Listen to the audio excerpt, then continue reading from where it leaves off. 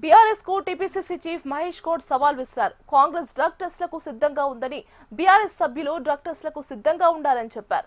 రేపే అన్ని పార్టీల సభ్యులకు డ్రగ్ టెస్టులు చేయిద్దామన్నారు. బీఆర్ఎస్ సభ్యులు కేసీఆర్ ను తీసుకుని వస్తే తాను సీఎం రేవంత్ తీసుకుని వస్తానని ఛాలెంజ్ చేశారు. పార్టీ నుంచి బీఫామ్ తీసుకున్న అందరికీ టెస్టులు చేయించాల్సిందేనని మహేష్ గౌడ్ అన్నారు. ఎమ్మెల్యేగా చేసిన వారు, ప్రస్తుతం ఎంపీలుగా ఉన్నవారు ఫామ్ హౌస్ లో డ్రగ్స్ యథేచ్ఛగా ఆస్వాదిస్తూ ఉంటే మీరు చర్యలు తీసుకోక నేను ఛాలెంజ్ చేస్తా. ఇప్పటికి రెడీ ఉన్నా అధ్యక్ష. రేపంటే రేపు నేను మా ముఖ్యమంత్రి గారిని తీసుకొస్తా. మీరు మీ నాయకుని తీసుకురండి. మొదట వాళ్ళు టెస్టులు చేద్దాం అధ్యక్ష. డ్రగ్ టెస్ట్ పోవాల్సిందే.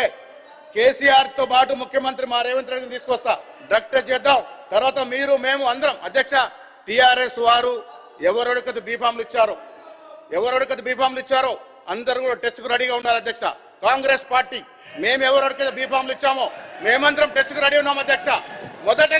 మొదటగా టెస్ట్ చేసుకోవాల్సింది మా ముఖ్యమంత్రిని ఒప్పిస్తాను అధ్యక్ష. రేవంత్ రెడ్డి గారు ముందు వరుసలో ఉంటారు. మీరు కేసీఆర్ తీసుకురండి. ఇద్దరు సభా ప్రతిపక్ష నాయకుడు ఇద్దరు కూడా టెస్ట్ జరగాల్సింది అధ్యక్ష. ఈ రాష్ట్రాన్ని డ్రగ్స్ మయం చేశారు అధ్యక్ష. డ్రగ్స్ వ్యాపారం చేశారు.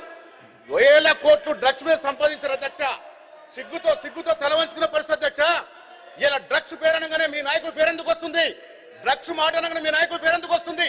ఒక్కసారి ఆలోచించుకోవాల్సిన అవసరం ఉంది అధ్యక్ష. ఇలా సామాన్యుడు, టీచర్లు, ప్రొఫెసర్లు, లెక్చరర్లు వారి పిల్లల్ని కాపాడుకోలేక నానా అవస్థలు పడుతూ ఉంటుంది అధ్యక్ష. 10 ఏళ్ల కాలంలో అధ్యక్ష, పోయిన 10 ఏళ్ల కాలంలో విచ్చలవిడిగా గాంజాయి సరఫరా అయింది అధ్యక్ష. ఈ రాష్ట్రంలో ఆన్ రికార్డ్ చెప్తున్న అధ్యక్ష. కొకైన్ సరఫరా అయింది అధ్యక్ష. చాక్లెట్ లాగా దొరుకుతా ఉంది కొకైన్. బిస్కెట్ లాగా కిరాణా షాప్ దొరుకుతుంది. ఎవరు కారణం? 10 ఏళ్ళు మీరు కదా కారణం. మీరు అధికారం లేరా? ఆనాడు మీ కారణంగా ఇలా డ్రగ్స్ రాలేదా? ఇలా అడిగిన చోటలా డ్రగ్స్ దొరికే పరిస్థితి వచ్చింది. ఎందుకు ప్రజలు అనుమానపడతా ఉన్నారు?